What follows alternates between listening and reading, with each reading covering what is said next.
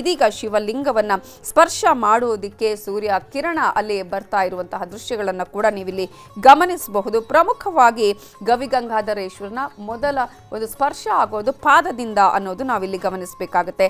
ನಂದಿಯ ವಿಗ್ರಹದ ಮೂಲಕ ಸೂರ್ಯನ ಕಿರಣ ಶಿವಲಿಂಗವನ್ನ ಸ್ಪರ್ಶ ಮಾಡುತ್ತೆ. ಮೊದಲು ದೇವಸ್ಥಾನವನ್ನ ನೋಡಿದವರಿಗೆ ಗೊತ್ತಿರುತ್ತೆ ದೇವಸ್ಥಾನ ಯಾವ ರೀತಿಯಾಗಿ ಗವಿಯಿಂದ ಕೂಡಿದೆ ಅನ್ನುವಂಥದ್ದು. ಅಲ್ಲಿರುವಂತಹ ಒಂದು ಬಲಭಾಗದ ಕಿಂಡಿಯನ್ನು ಕೂಡ ನೀವು ಗಮನಿಸಬಹುದು. ಈಗಾಗಲೇ ಸೂರ್ಯನ ಕಿರಣ ಅಲ್ಲಿ ಸ್ಪರ್ಶ ಆಗ್ತಾ ಇರುವಂತಹ ದೃಶ್ಯಗಳನ್ನು ನಾವು ನಿಮಗೆ ತೋರಿಸ್ತಾ ಇದ್ದೀವಿ. ಬಲಭಾಗದ ಕಿಂಡಿಯಿಂದ ದೇವಸ್ಥಾನದ ಒಳಗಡೆ ಸೂರ್ಯನ ರಶ್ಮಿ ಪ್ರವೇಶವನ್ನ ಮಾಡಿದೆ ಆಲ್ರೆಡಿ. ಅದನ್ನು ಕೂಡ ನಿಮಗೆ ನಾವು ತೋರಿಸ್ತಾ ಇದ್ದೀವಿ. ಒಂದು ಒಳ್ಳೆಯ ಸೂರ್ಯ ರಶ್ಮಿಯ ಪ್ರವೇಶ, ಭಾಸ್ಕರ ಶಿವಲಿಂಗಕ್ಕೆ ನಮನವನ್ನ ಮಾಡುವಂತಹ ಒಂದು ದೃಶ್ಯಗಳನ್ನು ನೀವು ನೋಡಬಹುದು. ಈ ಸಲ ಒಂದು ಒಳ್ಳೆಯ ಈ ರೀತಿಯಾದಂತಹ ಒಂದು ಕೌತುಕ ನಮಗೆ ಸಿಗಲಿ ಅಂತ ಭಕ್ತರು ಏನು ಕಾತರದಿಂದ ಕಾಯ್ತಾ ಇದ್ರು, ಆ ಕ್ಷಣ ಇದೀಗ ಬಂದೇ ಬಿಟ್ಟಿದೆ. ಈಗಾಗಲೇ ನಂದಿಯ ಪಾದವನ್ನ ಸ್ಪರ್ಶ ಮಾಡಿದ್ದಾನೆ ಭಾಸ್ಕರ. ಆತ ತನ್ನ ಕಿರಣಗಳ ಮೂಲಕ ಕೆಲವೇ ಹೊತ್ತಿನಲ್ಲಿ ಇಡೀ ನಂದಿಗೆ ಸ್ಪರ್ಶವನ್ನ ಮಾಡಿ ನಮನವನ್ನ ಸಲ್ಲಿಸುವಂತಹ ದೃಶ್ಯಗಳನ್ನು ಕೂಡ ನಾವು ನಿಮಗೆ ತೋರಿಸ್ತಾ ಹೋಗ್ತೀವಿ. ಈಗಾಗಲೇ ಗವಿಗಂಗಾಧರೇಶ್ವರ ದೇವಸ್ಥಾನದಲ್ಲಿ ಈ ಒಂದು ಸ್ಪರ್ಶ ಕಾಲ ಆದ ನಂತರ ಪೂಜೆ ಪುನಸ್ಕಾರಗಳನ್ನು ಕೂಡ ಮಾಡೋದಕ್ಕೆ ಬೇಕಾದಂತಹ ಎಲ್ಲ ತಯಾರಿಯನ್ನು ಕೂಡ ಅಲ್ಲಿ ಅರ್ಚಕರು ಮಾಡಿಕೊಂಡಿರೋದನ್ನು ನಾವು ಗಮನಿಸ್ತಾ ಇದ್ದೀವಿ. ಆತ ಅಂದರೆ ಸೂರ್ಯ ದೇವ ನಮಸ್ಕಾರವನ್ನ ಮಾಡುವಂತಹ ಕ್ಷಣ ಇದೆಯಲ್ಲ, ಅದಕ್ಕೋಸ್ಕರನೇ ಭಕ್ತರು ಕಾಯ್ತಾ ಇರುವಂಥದ್ದು. ಇದೀಗ ದೇಗುಲದಲ್ಲಿ ವಿಸ್ಮಯ ಜರುಗ್ತಾ ಇರೋದನ್ನು ಕೂಡ ನಿಮಗೆ ನಾವು ತೋರಿಸ್ತಾ ಇದ್ದೀವಿ. ಸೂರ್ಯನ ಬೆಳಕು ಅಥವಾ ಸೂರ್ಯನ ಕಿರಣ, ಸೂರ್ಯ ರಶ್ಮಿ ಇದೀಗ ಸ್ಪರ್ಶ ಆಗ್ತಾ ಇರುವಂತಹ ದೃಶ್ಯಗಳನ್ನು ನೀವು ಗಮನಿಸ್ತಾ ಇದ್ದೀರಾ. ಪಾದದ ಮೂಲಕ, ನಂದಿಯ ಕೊಂಬಿನ ಮೂಲಕ ಸ್ಪರ್ಶ ಆಗತ್ತೆ. ನೇಸರನ ಕಿರಣ ಈಗಾಗಲೇ ಸ್ಪರ್ಶ ಆಗ್ತಾ ಇರುವಂಥದ್ದು. ಪಾದ ಸ್ಪರ್ಶದ ಬಳಿಕ ವಿಗ್ರಹದ ಮೂಲಕ ಸೂರ್ಯನ ಕಿರಣ ಹಾದು ಶಿವಲಿಂಗವನ್ನ ಸ್ಪರ್ಶ ಮಾಡುತ್ತೆ. ಈ ಒಂದು ಶಿವಲಿಂಗವನ್ನ ಸ್ಪರ್ಶ ಮಾಡೋದು, ಭಾಸ್ಕರ ತಾನು ನಮನವನ್ನ ಸಲ್ಲಿಸುವಂತಹ ಈ ದೃಶ್ಯವೇ ಇದೀಗ ಭಕ್ತರೆಲ್ಲರೂ ಕಾತರದಿಂದ ಕಾಯುವಂತಹ ಕ್ಷಣ. ಅದಕ್ಕಾಗಿ ಅಲ್ಲೂ ಕೂಡ LED ವ್ಯವಸ್ಥೆಯನ್ನ ಮಾಡಲಾಗಿದೆ. ಯಾವುದೇ ಭಕ್ತರಿಗೆ ನಿರಾಸೆ ಆಗಬಾರ್ದು ಅನ್ನುವಂತಹ ನಿಟ್ಟಿನಲ್ಲೂ ಕೂಡ ಎಲ್ಲ ಸಿದ್ಧತೆಗಳನ್ನು ಮಾಡಿಕೊಂಡು ಆ ಒಂದು ದೃಶ್ಯಾವಳಿಗಳನ್ನು ಅಲ್ಲಿ ತೋರಿಸಲಾಗ್ತಾ ಇದೆ.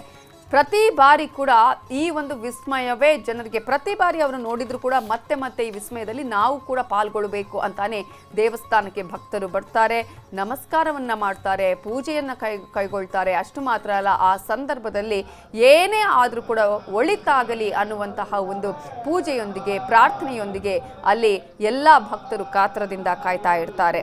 ಅತ್ಯಂತ ಹಳೆಯ ದೇವಾಲಯಗಳಲ್ಲಿ ಒಂದು ಅಂತ ಹೇಳಿದ್ರೆ ಅದು ಗವಿಗಂಗಾಧರೇಶ್ವರ. ನಾವೀಗಾಗಲೇ ಹೇಳ್ತಾ ಇದ್ವಿ, ನಂದಿಯ ಕೊಂಬಿನ ಮೂಲಕ ಭಾಸ್ಕರ ಆ ಶಿವಲಿಂಗವನ್ನ ಸ್ಪರ್ಶ ಮಾಡ್ತಾನೆ ಅಂತ ಹೇಳಿ. ಅದೇ ರೀತಿಯಾಗಿ ಈಗ ನಂದಿಯ ಕೊಂಬಿನ ಮೂಲಕ ಕಿರಣ ಸ್ಪರ್ಶವಾಗ್ತಾ ಇದೆ.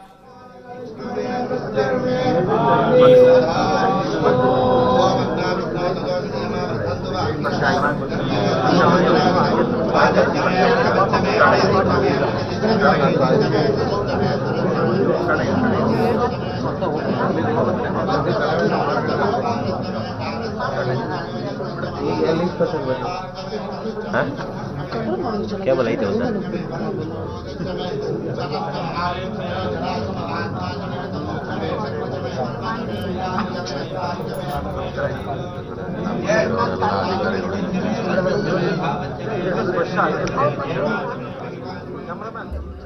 ಗವಿ ದೇವಾಲಯವು ವಾಸ್ತುಶಿಲ್ಪದ ಮೂಲಕ ಒಂದು ಕಡೆ ಭಕ್ತರನ್ನ ಆಕರ್ಷಿಸಿದ್ರೆ, ತನ್ನದೇ ಆದಂತಹ ಐತಿಹ್ಯದ ಮೂಲಕ ಭಕ್ತರನ್ನ ಆಕರ್ಷಿಸಿರುವಂತಹ ಈ ಒಂದು ಗವಿ ಗಂಗಾಧರೇಶ್ವರ ದೇಗುಲದಲ್ಲಿ ವಿಸ್ಮಯ ಈಗ ಜರುಗ್ತಾ ಇರೋದನ್ನ ಕೂಡ ನಾವು ನಿಮಗೆ ತೋರಿಸ್ತಾ ಇದ್ವಿ. ನೈಸರ್ಗಿಕ ಗುಹೆಯಲ್ಲಿ ನಿರ್ಮಿಸಲಾಗಿರುವಂತಹ ಈ ಒಂದು ದೇವಸ್ಥಾನ ಶಿವ ದೇವರಿಗೆ ಸಮರ್ಪಿತವಾಗಿದ್ದು, ಈ ದೇವಾಲಯವನ್ನ ಏಕಶಿಲಾ ಕಲ್ಲಿನಲ್ಲೂ ಕೂಡ ಕೆತ್ತಲಾಗಿದೆ. ಹಲವಾರು ಏಕಶಿಲಾ ಶಿಲ್ಪಗಳನ್ನ ಹೊಂದಿರುವಂತಹ ದೇವಾಲಯದ ಅಂಗಳದಲ್ಲಿ ಈಗಾಗಲೇ ಭಕ್ತ ಸಾಗರವೇ ಅಲ್ಲಿ ನೆರೆದಿರೋದನ್ನು ಕೂಡ ನಿಮಗೆ ನಾವು ಆಗಲೇ ತೋರಿಸ್ತಾ ಇದ್ದೀವಿ.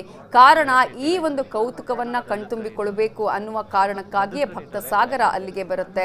ಈಗಾಗಲೇ ನೀವು ನೋಡ್ತಾ ಇದ್ದೀರಾ, ನಂದಿಯ ಕೊಂಬಿನ ಮೂಲಕ ಶಿವಲಿಂಗವನ್ನ ಭಾಸ್ಕರ ಅಲ್ಲಿ ಸ್ಪರ್ಶವನ್ನ ಮಾಡುವಂತಹ ಎಲ್ಲ ತಯಾರಿಗಳು ಅಲ್ಲಿ ಆಗ್ತಾ ಇದೆ.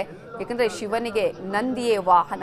ಆತನ ಯಾರೇ ಆದರೂ ಕೂಡ ಶಿವಲಿಂಗಕ್ಕೆ ಯಾವ ರೀತಿಯಾಗಿ ನಮಸ್ಕಾರವನ್ನು ಮಾಡ್ತಾರೋ ಅದೇ ರೀತಿಯಾಗಿ ನಂದಿನ ಕೊಂಬಿನ ಮೂಲಕ ಆತನನ್ನು ಸ್ಪರ್ಶ ಮಾಡಿ ಶಿವಲಿಂಗವನ್ನು ನೋಡೋದು ಕೂಡ ಆ ಒಂದು ಭಕ್ತರು ಆ ಪ್ರೀತಿಯನ್ನು ತೋರಿಸುವಂತಹ ಪರಿ ಅಂತಲೇ ನಾವಿಲ್ಲಿ ಹೇಳ್ತೀವಿ. ಅದೇ ರೀತಿಯಾಗಿ ಮೊದಲು ನಂದಿ ಅಂದರೆ ಗವಿ ಗಂಗಾಧರೇಶ್ವರ ದೇವಸ್ಥಾನದಲ್ಲಿ ಗಂಗಾಧರನಿಗೆ ಮೊದಲು ಪಾದದ ಮೂಲಕ ಆತ ನಮಸ್ಕಾರವನ್ನು ಮಾಡ್ತಾನೆ ನೇಸರ. ಆ ನಂತರ ನಂದಿಯ ಕೊಂಬಿನ ಮೂಲಕ ಆತ ಶಿವಲಿಂಗವನ್ನು ಸ್ಪರ್ಶ ಮಾಡಿ ನಮನವನ್ನು ಸಲ್ಲಿಸ್ತಾನೆ.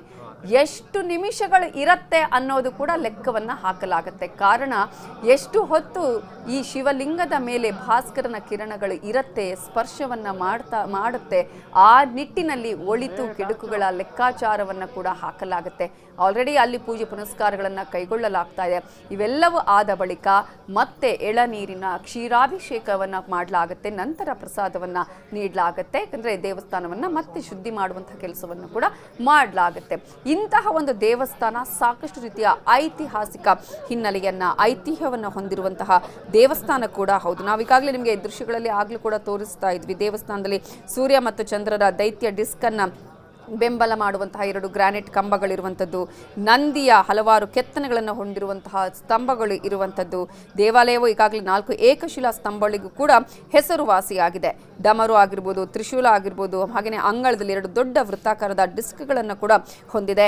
ಇಂತಹ ಒಂದು ದೇವಸ್ಥಾನದಲ್ಲಿ ವಾಸ್ತುಶಿಲ್ಪವೂ ಕೂಡ ಅಷ್ಟೇ ಪ್ರಮುಖವಾದ ಪಾತ್ರವನ್ನು ವಹಿಸುತ್ತೆ ಅನ್ನೋದನ್ನು ನಾವಿಲ್ಲಿ ಗಮನಿಸಬೇಕಾಗತ್ತೆ. ಯಾಕಂದರೆ ಬಲಭಾಗದ ಕಿಂಡಿಯ ಮೂಲಕ ಸೂರ್ಯ ಅಲ್ಲಿ ತನ್ನ ಕಿರಣದ ಮೂಲಕ ಸ್ಪರ್ಶವನ್ನು ಮಾಡೋದಕ್ಕೆ ಆ ಅವಕಾಶ ಇದೆ. ಅಂತಹ ಒಂದು ವಾಸ್ತುಶಿಲ್ಪವನ್ನು ಹೊಂದಿರುವಂತಹ ದೇವಸ್ಥಾನ. ಗವಿ ಅಂದರೆ ನಿಮಗೆ ಗೊತ್ತಿದೆ, ಕಾಡಿನ ರೀತಿಯಲ್ಲಿ, ಅಂದರೆ ಆ ರೀತಿಯಾಗಿ ಒಂದು ರೀತಿಯಲ್ಲಿ ಏನೂ ಕೂಡ ಕಲ್ಲಿನಿಂದ ಮಾಡಿರುವಂತಹ ಏಕಶಿಲೆಯಿಂದ ಮಾಡಿರುವಂತಹ ದೇವಸ್ಥಾನ. ಅತ್ಯಂತ ಪುರಾತನವಾದಂತಹ ಐತಿಹ್ಯವನ್ನು ಹೊಂದಿರುವಂತಹ ದೇವಸ್ಥಾನ ಇದು. ವೈದಿಕ ಕಾಲದಲ್ಲಿ ಗೌತಮ ಮಹರ್ಷಿ ಹಾಗೆಯೇ ಭಾರದ್ವಾಜ ಮುನಿಗಳು ನಿರ್ಮಾಣ ಮಾಡಿರುವಂತಹ ಈ ದೇವಸ್ಥಾನ ಹೇಗೆ ಭಕ್ತರಿಗೆ ಸಾಕಷ್ಟು ರೀತಿಯಾಗಿ ತಾನು ಯಾರು ನಂಬಿಕೊಂಡು ಬಂದಿದ್ದಾರೆ ಅಂತಹ ಭಕ್ತರಿಗೆ ಅವರು ಅಂದುಕೊಂಡಂತಹ ಇಷ್ಟಾರ್ಥಗಳೆಲ್ಲವೂ ಈಡೇರಿದ್ದು ಒಂದು ಕಡೆಯಾದರೆ, ಮತ್ತೊಂದು ಕಡೆ ಈ ದೇವಸ್ಥಾನ ತನ್ನದೇ ಆದಂತಹ ಐತಿಹ್ಯವನ್ನು ಹೊಂದಿರುವಂಥದ್ದು, ವಾಸ್ತುಶಿಲ್ಪಕ್ಕೆ ಹೆಸರುವಾಸಿಯಾದಂತಹ ದೇವಸ್ಥಾನ ಅನ್ನೋದನ್ನು ನಾವು ಗಮನಿಸಬೇಕು. ನಂದಿಯ ಕೊಂಬಿನ ಮೂಲಕ ಇದೀಗ ಸ್ಪರ್ಶವನ್ನ, ಶಿವಲಿಂಗವನ್ನ ಸ್ಪರ್ಶ ಮಾಡುವಂತಹ ಗಳಿಗೆ ಬಂದೇ ಬಿಟ್ಟಿದೆ. ದೃಶ್ಯಗಳಲ್ಲೂ ಕೂಡ ನೀವು ಗಮನಿಸ್ತಾ ಇದ್ದೀರಾ. ಸೂರ್ಯ ರಶ್ಮಿಯ ಪ್ರವೇಶ ಆಗುತ್ತೆ. ಸೂರ್ಯ ರಶ್ಮಿ ಶಿವಲಿಂಗವನ್ನ ಸ್ಪರ್ಶ ಮಾಡಿದ ಬಳಿಕ ಅಲ್ಲಿ ಎಳನೀರಿನ ಅಭಿಷೇಕವನ್ನ, ಕ್ಷೀರಾಭಿಷೇಕವನ್ನ ನೆರವೇರಿಸಲಾಗುತ್ತೆ. ಇಂತಹ ಒಂದು ಕೌತುಕ ನಾವು ಬೇರೆ ಎಲ್ಲೂ ನೋಡೋದಕ್ಕೆ ಸಾಧ್ಯನೇ ಇಲ್ಲ. ಕರ್ನಾಟಕದಲ್ಲೂ ಅದರಲ್ಲೂ ಕೂಡ ಬೆಂಗಳೂರಿನ ಗವಿ ಗಂಗಾಧರೇಶ್ವರ ದೇಗುಲದಲ್ಲಿ ಮಾತ್ರ ಇಂತಹ ಒಂದು ಅದ್ಭುತವಾದ ವಿಸ್ಮಯವನ್ನು ಕಣ್ತುಂಬಿಕೊಳ್ಳೋದಕ್ಕೆ ಸಾಧ್ಯ ಆಗ್ತಾ ಇರುವಂಥದ್ದು. ಈಗಾಗಲೇ ಅಲ್ಲಿ ಪೂಜೆ ಪುನಸ್ಕಾರಗಳನ್ನು, ಮಂತ್ರ ಘೋಷಗಳನ್ನು ಅಲ್ಲಿ ಹೇಳಲಾಗ್ತಾ ಇದೆ. ಶಿವನ ನಾಮವನ್ನು ಪಠಣೆ ಮಾಡಲಾಗತ್ತೆ. ಜೊತೆಗೆ ಓಂ ನಮಃ ಶಿವಾಯ ಅನ್ನೋದರ ಜೊತೆಗೆ ಸೂರ್ಯ ದೇವನಿಗೂ ಕೂಡ ಅಲ್ಲಿ ನಮಸ್ಕಾರವನ್ನು ಮಾಡಲಾಗುತ್ತೆ. ಕಾರಣ ಸೂರ್ಯನೇ ಅಲ್ಲಿ ಶಿವಲಿಂಗವನ್ನು ಸ್ಪರ್ಶ ಮಾಡಿ ಆತನೇ ಶಿವನಿಗೆ ನಮಸ್ಕಾರವನ್ನು ಮಾಡುವಂತಹ ಇಂತಹ ಒಂದು ಅದ್ಭುತವಾದ ವಿಸ್ಮಯ ನಡೀತಾ ಇರೋದು ಗವಿ ಗಂಗಾಧರೇಶ್ವರ ದೇವಸ್ಥಾನದಲ್ಲಿ. ಆತನನ್ನ ಬರಮಾಡಿಕೊಳ್ಳೋದಕ್ಕೆ ಅಲ್ಲಿ ಮಂತ್ರ ಪಠಣೆಯನ್ನ ಮೊಳಗಿಸಲಾಗ್ತಾ ಇದೆ. ಮಂತ್ರ ಘೋಷಗಳು ಅಲ್ಲಿ ಮೊಳಗ್ತಾ ಇದೆ.